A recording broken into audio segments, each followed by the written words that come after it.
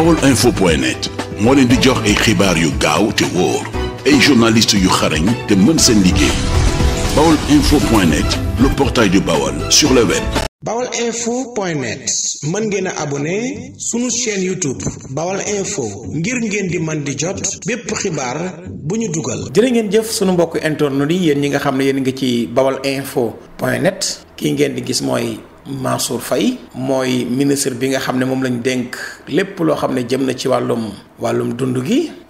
Mansour Faye mii nag fan yi yëpp ñu bari dañoo njortu ne dafa am ay giraawaali ak i tojaangee ki leexóor yoo xam ne dañu ko njort ci marché yi jëm ci wàllum jëndum ceeb mi ni ñu ko joxee ak ni ñu ko doxalee dañoo njort ne ak luubal daf cee daal di am moo tax danañu leen tegal Mansour Faye ay kàddoom yi nga xam ne yëkkati na ko tey ji si àjjuma ji doon weddi suñu leen dégtalee kàddu yu Mansour Faye ba pare danañu leen dégtal kàddu yu benn journaliste bu ñu ràññee lool ci Sénégal mu indi ay leeral ci tontu yu Mansour Faye ndax journaliste bi sax dafa jàpp ne Mansour Faye dafa gën a lëndëmal mbir yi keneen kii ngeen di gis nag mooy Diop Sy mi moom moo gagné marché bi nga xam ne moo jëm ci wàllum transport yóbbu dund gi ñenn ñi dañoo jàpp ne député la conflit d'intérêt daf ci am juriste yoo xamante ni dañoo jàpp ne mandat député méngoowul ak fonction chef d'entreprise ñenn ñi tamit ñu si mel ni forum civil ñoom Birahim Seck dañoo wax ne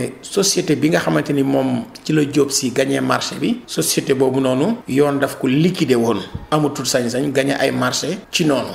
ñeneen ñi tamit jàpp ne ku si mel ni ñoom Gora Xuma ka ne Diop Sy prête-nom la dafa am ay homme politique yu nekk ci ginnaawam loolu danañ ci ñëw waaye tamit ci biir waxtaan bi danañu leen tegal benn portrait maanaam ñu xamal leen kan mooy Diop Sy ak kan mooy Mansour Faye kon mbokk yéen a ngi ci baolinfo.net fi ñuy njëkkee ak yéen mooy dañ leen di dégtal kàddu yi Mansour Faye yëkkati ginnaaw bi kàddu yu bari jógee njort nekk tojaange dafa am ci niñ jëndee ceeb beeg ni ñu koy séddalee dégtal leen kàddu yi Mansour Faye. baolinfo.net moo leen di jox ay xibaar yu gaaw te wóor. man nan la ñuy def ba nga xam ne lii mooy dund gi mu teel a yegg ci askan bi mooy sama objectif équipe moom la ma président sant président keroog dafa ni ma dama bëgg 15 jours dans 15 jours mu pare xam naa ni 15 jours dana jafe parce que dana jafe loolu waaye daañuy fexe ba nga xam ne même bu ñu ko deful 15 jours du ñu sori 15 jours yi donc loolu mooy suñu objectif lu bëri maanaam daf ñuy jéem a détourner te bëgguma mu détourner ñu sur l'essentiel lu gën a yomb mooy jënd ceeb joxe ko loolu mooy jafe loo tax may ñaan askan bi man dama bëgg ñaan askan bi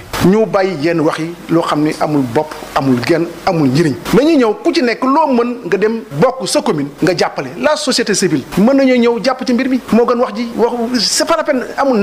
nécessité lu am solo mooy nañuy fexe ba jàppale les comités de base les comités au niveau des communes ñu def les choix nécessaires les choix appropriés jàppale volontairement la distribution mais je pense loolu mu am solo leneen yépp ci jamono ji nga nekk nga xam ni dañu sonn nañu liggéeyatuñu xëyatuñu mais lii mu am solo mais wax ji bëri ji vraiment jaru ko.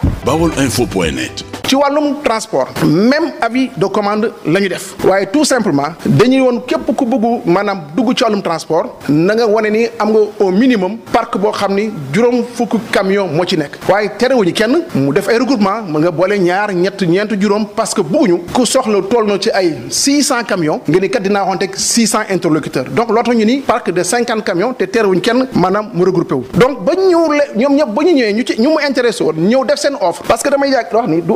appel d'offre mais dañuy ñëw indi seen ay prix ba ñu indee seen ay prix ku ci nekk ñu xool analyser prix yi ba gis ni prix yi la am ñun ñu fixé suñu ay prix te prix yi ñuy fixé képp kuy transporteur xam nga ni prix yooyu moo gën a yomb dans le marché parce que prix yi moo gën a néew prix yu ñuy pratiqué ci lu ñu soxla ci ay camions wax naa ko léegi toll na ci 600 camions mooy juróom benn téeméeri camion tey fi may waxee yéen ñaar téeméer ak maanaam juróom fukk ak ñetti camion donc ñooy dawagum donc maanaam ku mën na indi camion daañu leen jël bu neexee yàlla. baolinfo.net état bi jël na matuwaay jëf benn décret boo xam ni lépp lu toll na ci dépense wala ci wàllum dépense te jublu ci affaire Covid 19 bi mu génn ki ci marché public loolu dafa am président nag dégg ngeen ni dafa def benn programme boo xam ni mu ngi tuddee que le programme économique programme de résilience économique et sociale dugal ci koppar yu bëri toll na ci 1000 milliards yi wax ngeen xam ñëpp xam nañ ni fu muy dugg parce que pàcc bi nekk am na yoon bu mu war a tegu ci 1000 milliards yooyu nag am na côté boo xam ne dafa jublu ci wàllum jënd ndimbal loolu ci ay koppar mi ngi toll ci 69 milliards de francs CFA ñu dénk que le ministère développement communautaire de l'équité sociale et territoriale mooy ministère ba nga xam président moom moo ko dénk dañ ne kat il faut que ñu def lu ñuy wax les bonnes pratiques nan la ñuy mën a gën a leeral askan bi pour que li ñu def bu ëllëgee bu mu am coow loolu moo tax ñun bala ñuy tàmbali dañu bind lettre ARMP ni ko kat dañu bëgg nga dimbali ñu ne leen yéen ñu tànn bis buñ leen joxee maanaam seeni bon de commande may leen ñaari fan pour ngeen commencer livrer su ngeen livré wul ci ñaari fan yi dañ mën nañoo nanguwaat marché bi donc ci loolu société bi nga xam ne moo ci ëpp lu ñu ko jox ci quota ñu jox ko bon de commande am te mu commencé livrer depuis le samedi bii passé maanaam le samedi 11 avril ceeb bu ngeen gis yëpp wala saaku ceeb bi ngeen gis yëpp ñuy dugg ci dëkk yi di dem dans les régions maanaam fournisseur boobu moom moo ko livré yeneen denrées yi des moo xam ni suukar sa leeg dëwlin beeg pat yi ak saabu bi même chose la ñuy def te fu may wax ak yéen nii pare nañu ba boucler maanaam procédure yëpp. baolinfo.net. kon loolu moo nekkoon kàddu yi Mansour Faye léegi nag ñoo indil leen kàddu yi Assane Samb di ab journaliste bu ñu ràññee ci Sénégal moom dafa njortu ne kàddu yi Mansour Faye dafa gën a gëllu góoseel mbir yi ñu teewlu Assane Samb mi moom moo nekk directeur publication journal bi di Rewmi Quotidien. baolinfo.net. yaakaar naa weddi tuuma la ndax wan gis nañ Mansour Faye moo xam ni c'est vrai que jéem na nekk à l'aise doon na jéem a ree mais aussi menacé na sax benn journaliste alors que dafa doon poser rek benn question nekk boo waxatee ma porte la plainte donc day wane rek ni nekkul à l'aise carrément ci situation bi te li ko waral mooy ñaari point yoo xam ne man gis naa ko ci point bu njëkk bi mooy nan lañ mën a jëlee marché fukki milliards ak juróom-ñett di ko jox koo xam ni kenn déggu ko woon kenn xamu ko woon ci mbiru ceeb loolu mooy premier problème deuxième problème nan ngay jëlee un député de la République même bu amee société nga di ko jox un marché de transport mu mën a nekk conflit d'intérêt koo xam ni dafa far ci sa coalition donc ñaari point yooyu ñun moo xaw a naxasal suñu xel léegi nag ñun d'accord nañ ci ni moom mënoon nañ def gré à gré defuñu ko ñu def appel d'offre en urgence mais appel d'offre en urgence ñun xam nañ appel d'offre ni muy demee appel d'offre bu la neexee les données techniques boo ko envoyé la personne bi nga xam ne moo war a postuler day gagné ci ñeneen ñi parce que moom day xam les données techniques am te ñeneen ñi duñ ko xam c'est vrai que def nañ appel d'offre en urgence lu mel fukki milliards ak juróom-ñett nga di ko jox koo xam ne kenn xamu ko woon ci ceeb loolu problème la posture am nag nekk na posture koo xam ne dafa jéem a leeral jéem a nekk à l'aise weddi tuuma waaye teewul nit la koo xam ne xëy na aussi sentirul carrément à l'aise ci li mu doon wax te am na lu ko ci déranger am na lu ko ci gêner yooyu yëpp nag buñ ko bëggoon moytu dañuy mettre en place le comité de pilotage dès le début maanaam dañuy teg comité boo xam ne mooy gérer loolu te problème yi mënoon na ñàkk parce que situation bu demee nii situation boo xam ne Sénégalais yëpp dañu waroon àndoo nekk benn pour mën a dimbali ñi nga xamante ni dañ ko soxla en urgence xeex tamit li nga xamante ni mooy feebar bi mais malheureusement saa bu situation présentée au Sénégal rek affaire u marché muusante day ñëw kii di wan ni maa gën a muus kii ak yooyu di ci dugal yoo xam ne xëy na mënoon na ñàkk. baolinfo.net. ginnaaw kàddu yi Assane Samb yooyu nag ñu indil leen portrait ki nga xam ne mooy Mansour Faye ak Diop Sy ak homme d'affaires bi nga xamante ni moom moo gagné benn marché bi jëm ci wàllum jëndum ceeb mi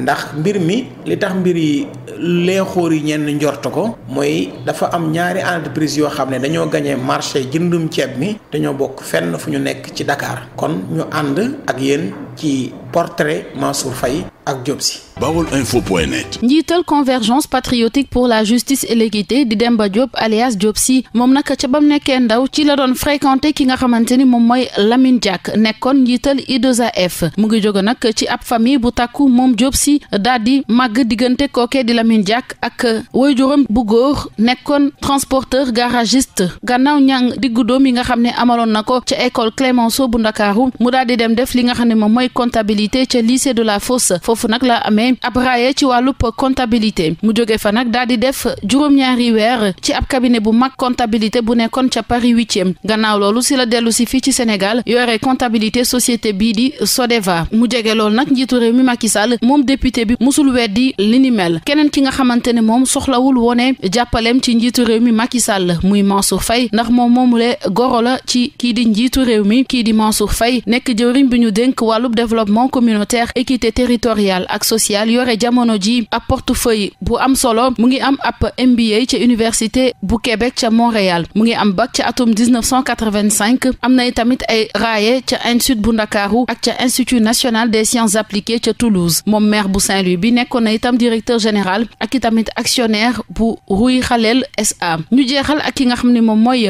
Rayane HM moom nag turam askan wi miinuñu ko lool ñaka jot a xam ñu ngi ko xamoon ci entreprise bi nga xamante ni yor na ko muy Planète Kebab di yëngu ci wàllub njaayum sandwich ak yu demee noonu jamono ji nag ñëpp a ngi tudd turam ndax ñaari marché yoo xam ne am na ko mu toll ci fukk ak juróom-ñaari milliards ngir lu jëm ci wàllub indi ceeb ci biir réew mi jëm ci dogal li ñu jël ci feebar bii di coronavirus néewoon na nag ñu xam ni sax moom moomule day yëngu ci wàllub ceeb te moo ne day libano sénégalais bile moom nee na ñeenti at a ngi nii mu ngi dugal ceeb fii ci biir réew mi fu mu toll ni nag coow li bëri na lool te jafe na fu mu toll ni ñu xam dëgg gi fi mu féetee. kon mbokk yi lii lañ leen indiloon tey ci baolinfo.net waaye nag li wér te wóor mooy ñi nga xamante ni ñooy kuréel gi nga xam ne ñoom Abdoul Mbaye ñoo ci nekk Abdoul Mbaye Mamadou Lamine Diallo ak Thierno Alassane Sall ñoom génne nañu communiqué li ñuy sàkku mooy Mansour Faye tekki ndombal tànkam ci ni mu gën a gaawee ndax ñoom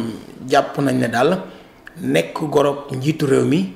mayu la yenn sañ-sañ yi loolu ñoom kàddu yooyu la ñu wax waaye li nga xamante ni am na ba des mooy ñu bari tey alal ji nga xamante ni yëkkati nañ ko jox ko Mansour Faye mu koy gérer ñu bari seen xel dalu ci ñi nga xam ne ñooy société civile bi ñoom nag dañuy sàkku ab comité de pilotage maanaam kuréel goo xam ne ñoom lañ koy dénk ñu saytu ko kuréel googu nag ku si mel ni Seydou Gueye wax ne kuréel googu danañu ko taxawal waaye kuréel googu buñ taxawalee benn comité de pilotage jamono ji du am benn njëriñ li tax du am njëriñ dañoo bàyyi ba jaan dem ñu topp sa wati sa di dóor ndax mën nañoo wax ne liy xew na ba pare comité de pilotage bi jëm ci wàllum yore lépp loo xamante ni alal ji ñu dajale la bañ ko waree taxawal yàgg na waaye taxawaloo ko ñiy gañee marché moo xam si njëndum ceeb mi la moo xam ci gel bi moo xam ci leneen ak leneen moo xam ci transport bi la ba heure bii ngay taxaw di wax comité de pilotage jàpp naa ne loolu amatul benn njëriñ ñi nga xam ne ñooy waa Y'en a marre ñoom li nga xamante ni moom la ñu jàpp ak di si woo Macky Sall mooy mu ñëw leeral lii nga xamante ni ñu bari dañoo njortu ne ak luubal moo ciy xeeñ ndax su ko Macky Sall leeralul ba mu ne cocc mën naa yàq élan de solidarité bi nga xamante ni tey ñu bari soobu woon nañ ci kon jamono ji mën nañoo wax ne lu jëm ci wàllum xeex Covid-19 bi ñu bari jamono ji li ñuy waxtaane mooy lu jëm ci wàllum dund gi ak luubal gi nga xamante ni moom lañ si njort mu nekk loo xamante ni nag ñu bari am nañu si mbetteel. baolinfo.net moo leen di jox ay xibaar yu gaaw te wóor ay journalistes yu xarañ te mën seen liggéey baolinfo.net le portail du Baol sur le web. baolinfo.net mën ngeen a abonné sunu chaîne YouTube Baol Info ngir ngeen di man di jot bépp xibaar bu ñu dugal.